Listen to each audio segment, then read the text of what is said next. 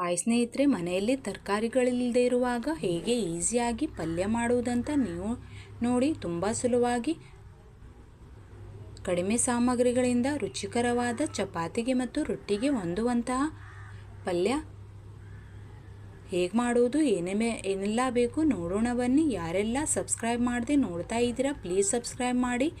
ಇನ್ನಷ್ಟು ವಿಡಿಯೋಗಾಗಿ ಬೆಲ್ಲೈಕನನ್ನು ಒತ್ತಿ. ವಿಡಿಯೋ ಇಷ್ಟವಾದರೆ ಲೈಕ್ ಮಾಡಿ.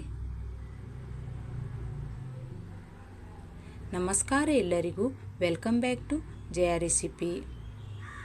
ಪಲ್ಯ ಮಾಡಲು ಮಸೂರು ಬೇಳೆನ ಅಂದರೆ ಆರೆಂಜ್ ಕಲರ್ ಬೇಳೆ ಇರುತ್ತೆ ನೋಡಿ, ಈ ಥರ ಇರುತ್ತೆ ಬೇಳೆ. ಇದನ್ನು 10 ನಿಮಿಷದ ಮೊದಲೇ ನೆನೆಸಿಟ್ಕೊಳ್ಬೇಕು. ನಾನು 1 ಬೌಲು ಬೇಳೆಯನ್ನು ತಗೊಂಡಿದ್ದೀನಿ. 10 ನಿಮಿಷ ನೆಂದರೆ ಸಾಕಾಗಿಬಿಡುತ್ತೆ, ಜಾಸ್ತಿ ನೆನೆಸಬೇಡಿ. ಯಾಕಂದರೆ ಜಾಸ್ತಿ ನೆನೆಸಿದ್ರೆ ಭಾಳ ಮೆತ್ತಗಾಗಿಬಿಡುತ್ತೆ, ಬೇಳೆ ಥರ ಆಗುತ್ತೆ. 10 ನಿಮಿಷ ಆಗಿದೆ, ಬೇಳೆ ಚೆನ್ನಾಗಿ ನೆಂದಿದೆ. ಈಗ ಗ್ಯಾಸ್ ಆನ್ ಮಾಡಿಬಿಟ್ಟು ಗ್ಯಾಸಿನ ಮೇಲೆ ಪಲ್ಯ ಮಾಡುವುದಕ್ಕೆ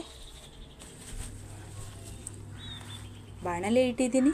ಈಗ ಅದರಲ್ಲಿ 1 ಟೇಬಲ್ ಸ್ಪೂನು ಎಣ್ಣೆ ಹಾಕಿ, ಅರ್ಧ ಟೇಬಲ್ ಸ್ಪೂನು ಸಾಸಿವೆ, ಅರ್ಧ ಟೇಬಲ್ ಸ್ಪೂನು ಜೀರಿಗೆ ಹಾಕಿದ್ದೀನಿ.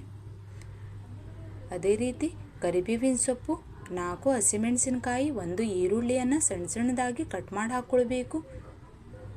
ಈರುಳ್ಳಿ ಮತ್ತು ಫ್ರೆಂಡ್ಸ್, ಸ್ವಲ್ಪ ಜನರಿಗೆ ವಾಯು ಆಗುತ್ತೆ ಅಂದರೆ ಗ್ಯಾಸ್ಟ್ರಿಕ್ ಆಗುತ್ತೆ, ಅದಕ್ಕೋಸ್ಕರ 1/4 ಟೇಬಲ್ ಸ್ಪೂನು ಹಿಂಗನ್ನು ಹಾಕ್ತಾ ಇದ್ದೀನಿ. ಈರುಳ್ಳಿ ಮತ್ತು ಹಸಿಮೆಣಸಿನಕಾಯಿ ಹಸಿ ವಾಸನೆ ಹೋಗೋ ತನಕ ಚೆನ್ನಾಗಿ ಇದನ್ನು ಫ್ರೈ ಮಾಡಿಕೊಳ್ಬೇಕು. ಅದೇ ರೀತಿ 2 ಟೊಮೆಟೊವನ್ನು, ಸಣ್ಣ ಗಾತ್ರದ ಟೊಮೆಟೊವನ್ನು ಸಣ್ಣ ಸಣ್ಣದಾಗಿ ಕಟ್ ಮಾಡಿ ಹಾಕ್ಕೊಳ್ಬೇಕು.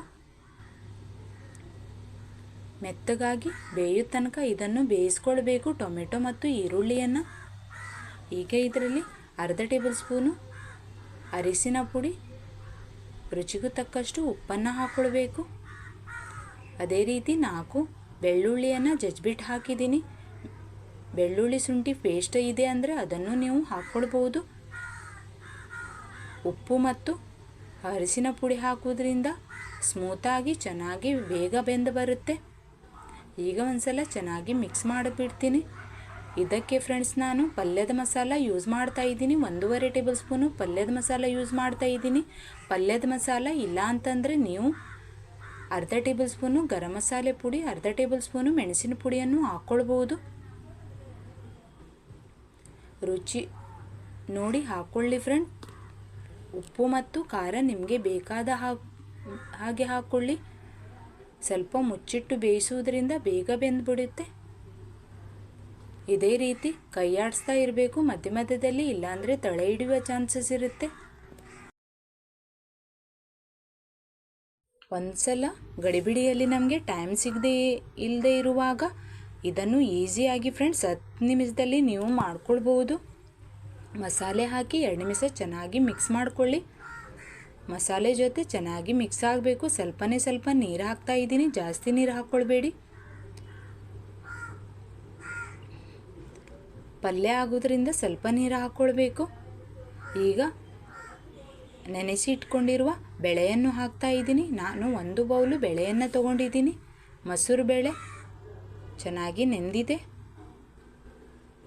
ಇದನ್ನು ಸೆಪ್ರೇಟಾಗಿ ಬೇಯಿಸ್ಬೇಕಂತಿಲ್ಲ, ಇದರಲ್ಲೇ ಬೆಂದು ಬಿಡುತ್ತೆ. ಚೆನ್ನಾಗಿ ಮಿಕ್ಸ್ ಮಾಡ್ತಾ ಇದ್ದೀನಿ. ಗ್ಯಾಸಿನ ಫ್ಲೇಮು ಸ್ಲೋ ಇಟ್ಟೇ ಮಾಡಿಕೊಳ್ಳಿ ಪಲ್ಯವನ್ನು, ಇಲ್ಲಾಂದರೆ ತಳ ಹಿಡಿಯುತ್ತೆ.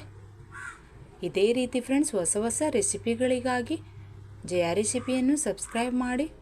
ಚಪಾತಿ ರೊಟ್ಟಿಗಂತೂ ಸೂಪರ್ ಫ್ರೆಂಡ್ಸ್, ನೀವು ಕೂಡ ಟ್ರೈ ಮಾಡಿ.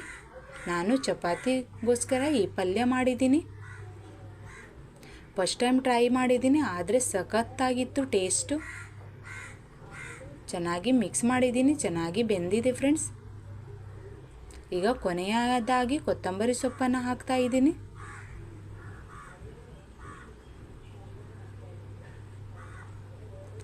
ನೀವು ಕೂಡ ಟ್ರೈ ಮಾಡಿ, ನಿಮಗೂ ಕೂಡ ಇಷ್ಟ ಆಗುತ್ತೆ.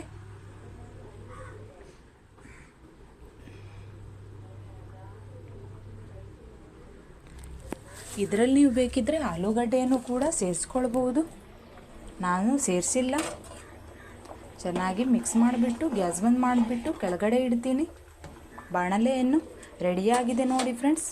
ರೊಟ್ಟಿ ಚಪಾತಿಗೆ ಮತ್ತು ಅನ್ನಕ್ಕೆ ಸೈಡ್ ಡಿಶ್ ಆಗಿಯೂ ಕೂಡ ನೀವು ತಿನ್ಬಹುದು. 10 ನಿಮಿಷದಲ್ಲಿ ಆಗಿಬಿಡುತ್ತೆ. ನೀವು ಕೂಡ ಟ್ರೈ ಮಾಡಿ. ವಿಡಿಯೋ ಇಷ್ಟವಾದಲ್ಲಿ ಲೈಕ್ ಶೇರ್ ಸಬ್ಸ್ಕ್ರೈಬ್ ಮಾಡಿ. ಇನ್ನಷ್ಟು ವಿಡಿಯೋಗಾಗಿ ಬೆಲ್ಲೈಕನನ್ನು ಒತ್ತಿ. ಯಾರೆಲ್ಲ ಫ್ರೆಂಡ್ಸ್ ನೋಡ್ತಾ ಇದ್ದೀರಾ ಅವರಿಗೆಲ್ಲರಿಗೂ ಧನ್ಯವಾದ.